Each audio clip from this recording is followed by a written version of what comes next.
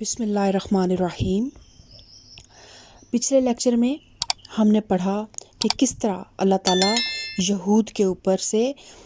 پردہ ہٹا رہا ہے کہ یہ جو آپ نبی کریم صلی اللہ علیہ وسلم کی مجالس میں آتے ہیں تو ان کے آنے کا مقصد قرآن کو سیکھنا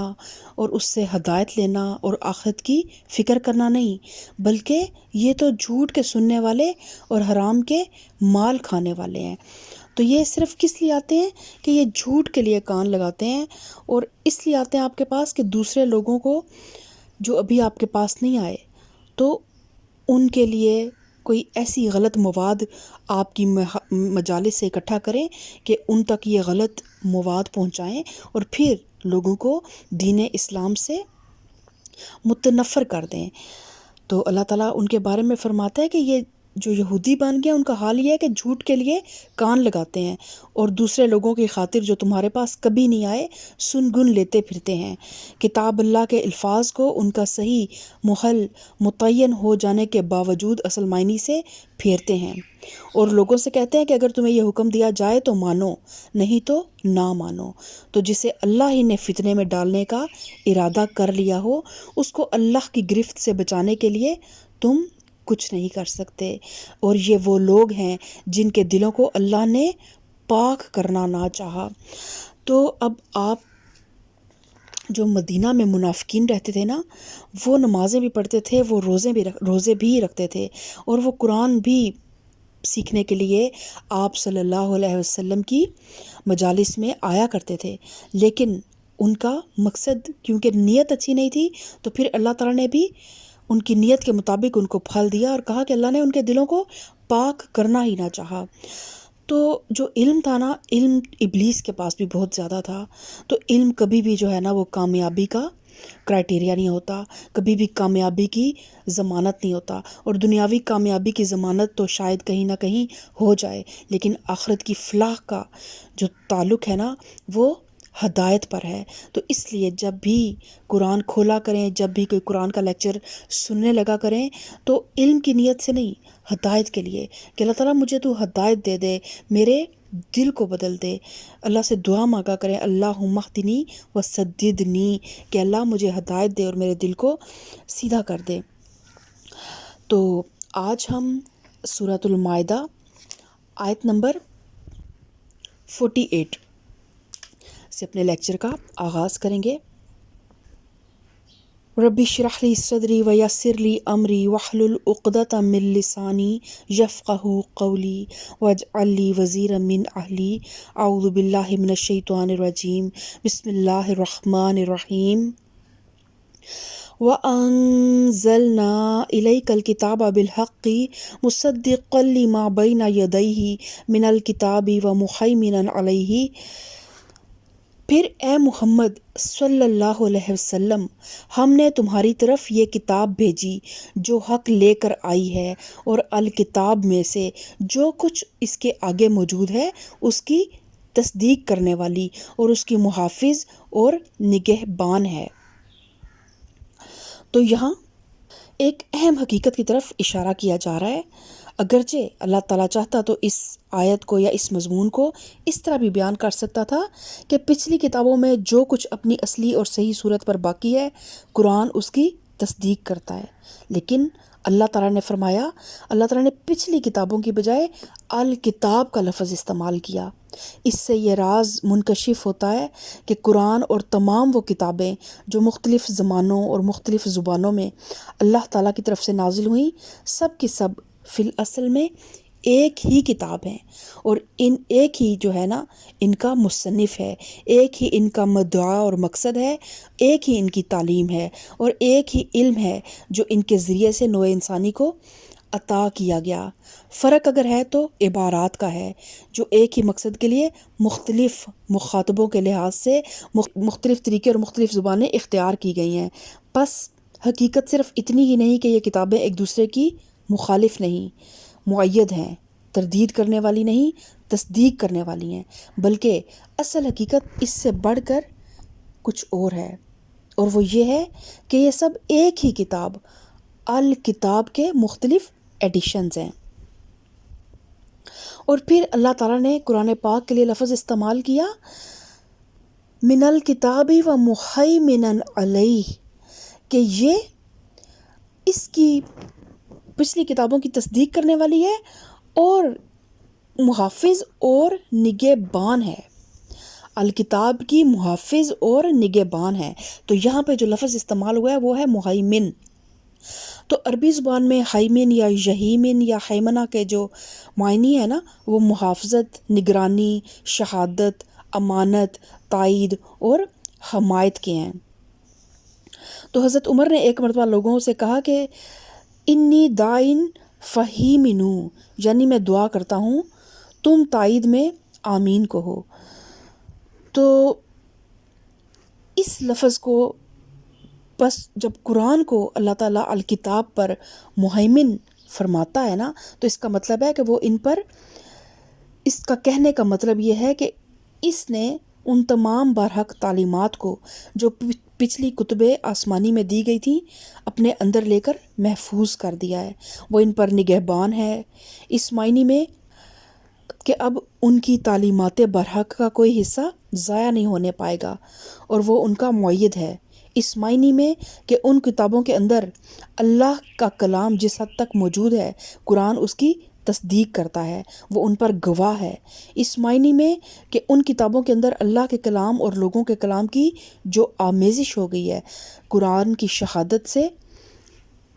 اس کو پھر سے چھانٹا جا سکتا ہے۔ جو کچھ ان میں قرآن کے مطابق ہے وہ اللہ کا کلام ہے۔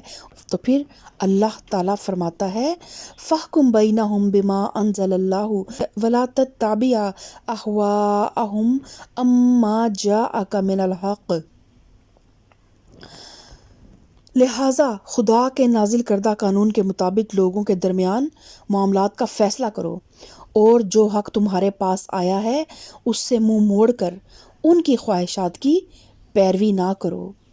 ہم نے تم میں سے ہر ایک کے لیے ایک شریعت اور ایک راہ عمل مقرر کی ہے، اگرچہ تمہارا خدا چاہتا تو تم سب کو ایک ہی امت بھی بنا سکتا تھا، لیکن اس نے یہ اس لیے کیا کہ جو کچھ اس نے تم لوگوں کو دیا ہے اس میں تمہاری آزمائش کرو، تو لہٰذا بھلائیوں میں ایک دوسرے سے سبقت لے جانے کی کوشش کرو۔ تو اب یہ ایک جملہ جو ہے نا، یہ آیت جو ہے نا، سمجھ لیں کہ یہ ایک سوال ہے، ایک سوال ہے جو انسانی ذہن میں اٹھتا ہے، اور یہ آیت اس کی ایک توضیح ہے۔ جو پچھلا پورا سلسلہ تقریر جب ہم سنتے ہیں نا، تو ہمارے ذہن میں ایک الجھن پیدا ہو جاتی ہے کہ جب تمام انبیاء اور تمام کتابوں کا دین ایک ہی ہے اور یہ سب ایک دوسرے کی تصدیق اور تائید کرتے ہوئے آئے ہیں، تو شریعت کی تفصیلات میں ان کے درمیان فرق کیوں ہے؟ کیا بات ہے کہ عبادت کی صورتوں میں، حلال اور حرام کی قیود میں، قوانین تمدن و معاشرت کے فروغ میں، اور مختلف انبیاء اور کتب آسمانی کی شریعتوں کے درمیان جو تھوڑا بہت اختلاف پایا جاتا ہے وہ کیوں ہے؟ تو یہ مذکورہ بالا سوال کا پورا جواب ہے اس آیت میں۔ تو اس جواب کی تفصیل یہ ہے کہ محض اختلاف شرائع کو اس بات کی دلیل قرار دینا کہ یہ شریعتیں مختلف ماخذ سے ماخوذ اور مختلف سرچشموں سے نکلی ہوئی ہیں، یہ صحیح نہیں ہے۔ دراصل وہ اللہ تعالیٰ ہی ہے جس نے مختلف قوموں کے لیے مختلف زمانوں اور مختلف حالات میں مختلف ضابطے مقرر فرمائے ان کے حالات کے مطابق۔ بلا شبہ یہ ممکن تھا کہ شروع ہی سے تمام انسانوں کے لیے ایک ضابطہ مقرر کر کے سب کو ایک امت بنا دیا جاتا، لیکن وہ فرق جو اللہ تعالیٰ نے مختلف انبیاء کی شریعتوں کے درمیان رکھا، اس کے اندر دوسری بہت سی مصلحتوں کے ساتھ ایک بہت بڑی مصلحت یہ بھی تھی کہ اللہ تعالیٰ اس طریقے سے لوگوں کی آزمائش کرنا چاہتا تھا۔ جو لوگ اصل دین اور اس کی حقیقت اور اس کی روح کو سمجھتے ہیں اور دین میں ان ضوابط کی حقیقی حیثیت کو جانتے ہیں، وہ کسی تعصب میں مبتلا نہیں ہیں، وہ حق کو جس صورت میں بھی وہ آئے گا پہچان لیں گے اور قبول کر لیں گے۔ اب جس طرح سٹارٹ میں ہم نے سورہ بقرہ میں پڑھا کہ جب تحویل قبلہ کا حکم آیا تو اللہ تعالیٰ نے کس طرح ان لوگوں کی آزمائش کی اور ان کو نماز کے دوران قبلہ تبدیل کرنے کا حکم دیا. تو جن لوگوں کے دلوں میں کوئی تعصب نہیں تھا وہ فوراً نبی کے حکم پر اپنی ایڑیوں کے بل پھر گئے. تو یہاں پر بھی اللہ تعالیٰ نے مختلف آزمائش کے لیے کہ انسان اپنے اندر کی آواز سنتا ہے یا جو پیغمبر اللہ کا اس کو کہہ رہا ہے یا جو اللہ کی کتاب حکم دے رہی ہے اس کے مطابق چلتا ہے. تو جو لوگ بھی کسی تعصب میں مبتلا نہیں ہے وہ حق کو جس صورت میں بھی وہ آئے گا پہچان لیں گے اور قبول کر لیں گے. ان کو اللہ تعالیٰ کے بھیجے ہوئے سابق احکام کی جگہ بعد کے احکام تسلیم کرنے میں کوئی تعامل نہ ہوگا، بخلاف اس کے جو لوگ روح دین سے بیگانہ ہیں اور ضوابط اور ان کی تفصیلات ہی کو اصل دین سمجھ بیٹھے ہیں، اور جنہوں نے اللہ کی طرف سے آئی ہوئی چیزوں پر خود اپنے حاشیے چڑھا کر ان کو جمود اور تعصب کا ان کے اندر رنگ چڑھا دیا ہے، وہ ہر اس ہدایت کو رد کرتے چلے جائیں گے جو بعد میں اللہ کی طرف سے آئے. ان دونوں قسم کے آدمیوں کو ممیز کرنے کے لیے یہ آزمائش ضروری تھی، اس لیے اللہ تعالیٰ نے شریعتوں میں اختلاف رکھا. نمبر 3، تمام شرائع سے اصل مقصود نیکیوں اور بھلائیوں کو پانا ہے، اور وہ اسی طرح حاصل ہو سکتی ہیں کہ جس وقت جو حکم خداوندی ہو اس کی پیروی کی جائے. لہٰذا جو لوگ اصل مقصد پر نگاہ رکھتے ہیں ان کے لیے شرائع کے اختلاف اور مناہج کے فروغ پر جھگڑا کرنے کی بجائے صحیح طرز عمل یہ ہے کہ مقصد کی طرف اس راستے سے پیش قدمی کریں جس کو اللہ تعالیٰ کی منظوری حاصل ہو. اور نمبر 4، جو اختلافات انسانوں نے اپنے جمود، اپنے تعصب، ہٹ دھرمی اور ذہن کی ایک سمجھ لیں کہ کنجسٹڈنیس کی وجہ سے خود پیدا کر لی ہے نا، ان کا آخری فیصلہ نہ مجالس مناظرہ میں ہو سکتا ہے نہ میدان جنگ میں، بلکہ یہ آخری فیصلہ اللہ تعالیٰ خود فرمائے گا جب کہ حقیقت بے نقاب کر دی جائے گی اور لوگوں پر منکشف ہو جائے گا کہ جن جھگڑوں میں وہ عمریں کپا کر دنیا سے آئے ہیں ان کی تہ میں حق کا جوہر کتنا تھا اور باطل کے حاشیے کس قدر تھے. تو یہ بڑا لمحہ فکریہ ہے اور بڑی ہی، اگر انسان ہدایت حاصل کرنا چاہے، انسان قرآن کو سمجھنا چاہے نا، تو یہ ایک آیت ہی انسان کو سمجھا دینے کے لیے کافی ہے. اور یہ آیت تو بہت لمبی ہے. ایک چھوٹا سا لفظ اس آیت میں اللہ تعالیٰ نے فرمایا فَاسْتَبِقُوا الْخَيْرَاتِ، لہٰذا بھلائیوں میں ایک دوسرے سے سبقت لے جانے کی کوشش کرو. اپنے ٹائم کو فرقہ بندیوں میں اور خام خواہ کی دینی بحثوں میں اور نٹی گریٹیز میں بال کی کھال اتارنے میں نہ ضائع کریں. ان بحثوں سے کچھ حاصل نہیں ہے، جسٹ ویسٹیج آف ٹائم ہے. تو بھلائی کا کام، کوئی چھوٹا سا کام ہے، کوئی بندہ بیمار ہے، آپ اٹھیں فوراً اس بندے کی تیمارداری کریں، اس کی کوئی جسمانی خدمت کر دیں، اس کے پاس بیٹھ کے کچھ دیر اس کی بات سن لیں. آپ کسی کی مالی مدد آپ لازمی نہیں کہ کوئی ہزاروں میں کریں، آپ کے پاس 200 ہے، 300 ہے، 400 ہے، 500 ہے، جدھر سے کر سکتے ہیں. فَاسْتَبِقُوا الْخَيْرَاتِ، سمجھیں کہ ایک بہت بڑا باغ ہے اور کھجور کا، اور اس میں جگہ جگہ جو ہے نا کھجوریں بکھری پڑی ہیں. اب آپ کی مرضی ہے کہ آپ درخت کے اوپر چڑھ کے اوپر سے کھجوروں کو توڑنے کے چکر میں نہ کبھی اوپر چڑھ سکیں گے نہ توڑ سکیں گے. تو نیچے جگہ جگہ نیکیاں بکھری پڑی ہیں، ہر قدم پہ نیکی اللہ تعالیٰ نے موقع دیا انسان کو. اپنے گھر کے اندر اتنی نیکیاں ہیں، اپنے گھر والوں کو پکا کے کھلائیں، ان کو عزت کریں، ان کی خدمت کریں، ان سے محبت کریں، ان کا احساس کریں، اپنے محلے والوں کا احساس کریں، بنی نوع انسان پہ، اللہ کے بندوں پہ، اللہ کی مخلوق پہ مہربان ہو جائیں. تو آپ یقین مانیں کہ نماز روزہ، سادی نماز،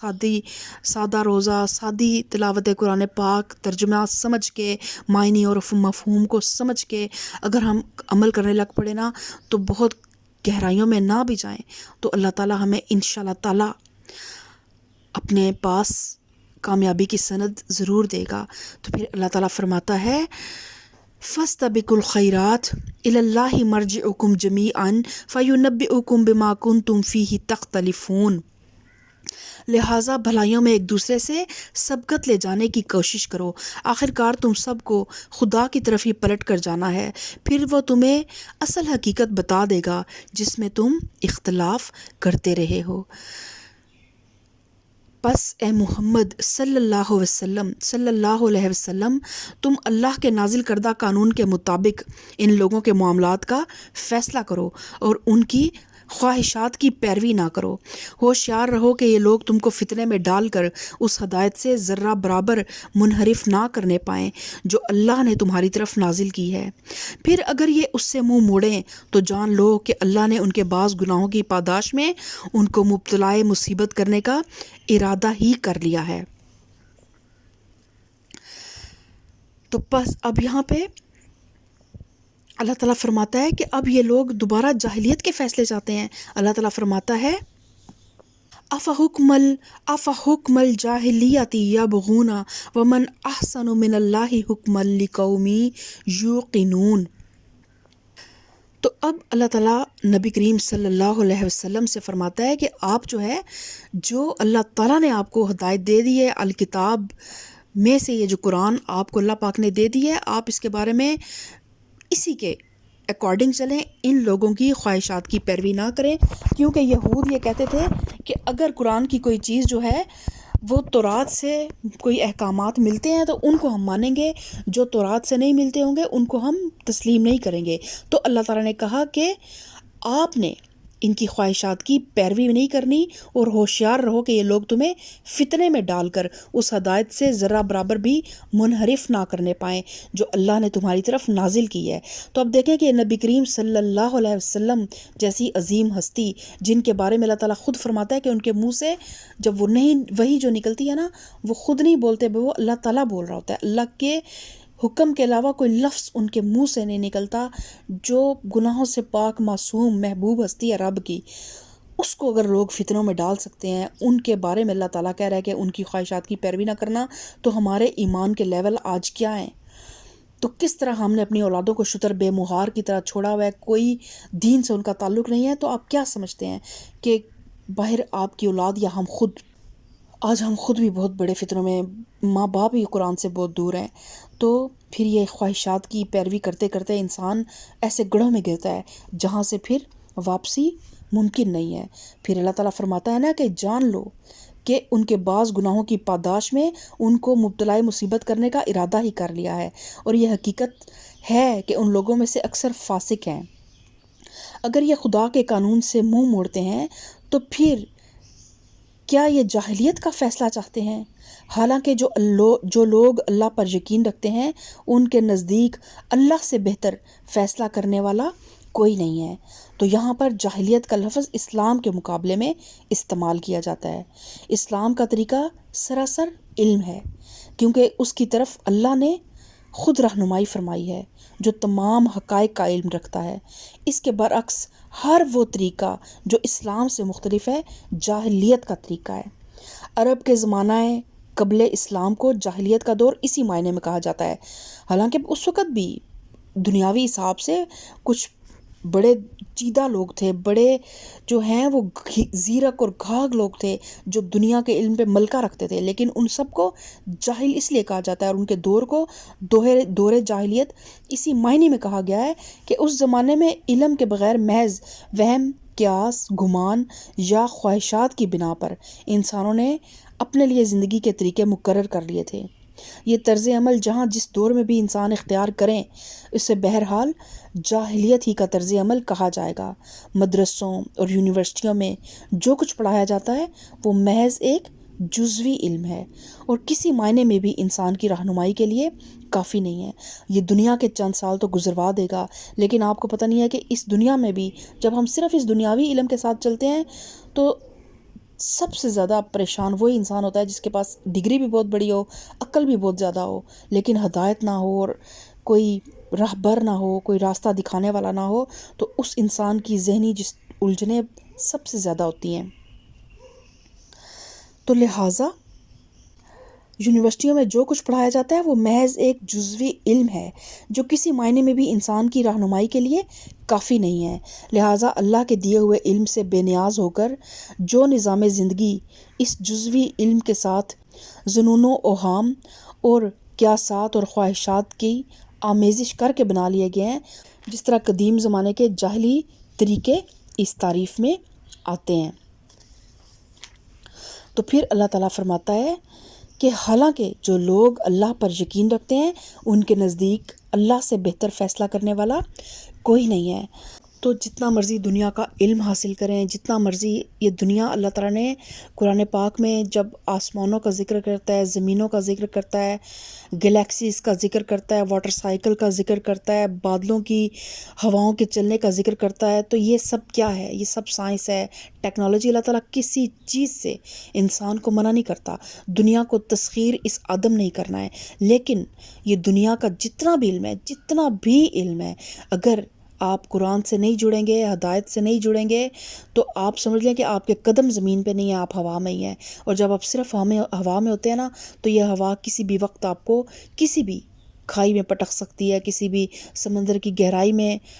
جا کے پھینک دے گی۔ تو قرآن کے ساتھ اپنے دل قرآن کے ساتھ جوڑیں، تاکہ جتنا مرضی ہم اس دنیاوی افق پہ، دنیاوی آسمانوں پہ جتنی مرضی اڑان ہم بھر لیں، ہمارا دل اپنے قرآن سے جڑا ہو، اور ہمیں یہ پتہ ہو کہ ہم نے یہ سب کچھ اللہ نے ہمارے لیے اس لیے بنایا ہے کہ ہم اپنے رب کی شکر گزاری کریں، ہم اپنے رب کی اطاعت گزاری کریں، ہم اپنے رب کی فرما برداری کریں، اور ان حدود و قیود میں رہ کے زندگی گزاریں جو رب نے ہمارے لیے متعین کر دی ہیں، جن کے بارے میں اللہ تعالیٰ فرماتا ہے کہ تلک حدود اللہ، کہ یہ اللہ کی حدود ہیں۔ جتنے مرضی ہم ترقی کر لیں، جتنی مرضی دولت آ جائے، جتنا مرضی ہم اپنے اندر سب کچھ حاصل کر لیں، لیکن اللہ اور اس کے رسول، اس کی کتاب کے تابع رہیں ساری زندگی، تو کبھی بھی انشاءاللہ تعالیٰ ہم مایوس بھی نہیں ہوں گے، کبھی محروم بھی نہیں ہوں گے، نہ اس دنیا میں اور نہ اس دنیا میں۔ اس دنیا کے ساتھ ساتھ اس دنیا کی بہت زیادہ فکر کیا کریں۔ اس دنیا کا کوئی پتہ نہیں ہے، اگلی سانس کا بھروسہ نہیں ہے، لیکن وہ ایک ابدی زندگی ہے، تو اس زندگی کی بہت زیادہ فکر کیا کریں۔ اور دنیا کا علم جتنا بھی ہو، اگر آپ کے پاس ہدایت نہیں ہے نا، تو خالی علم تو جو ہے نا وہ ملٹی پلائی بائی زیرو ہے۔ تو اللہ تعالیٰ ہم سب کو، اللہم انی اسألک علما نافعا وعملا متقبلا ورزقا طیبا، اللہم الہمنی رشدی واعذنی من شر نفسی، سبحان ربک رب العزت عما یصفون وسلام علی المرسلین والحمد للہ رب العالمین۔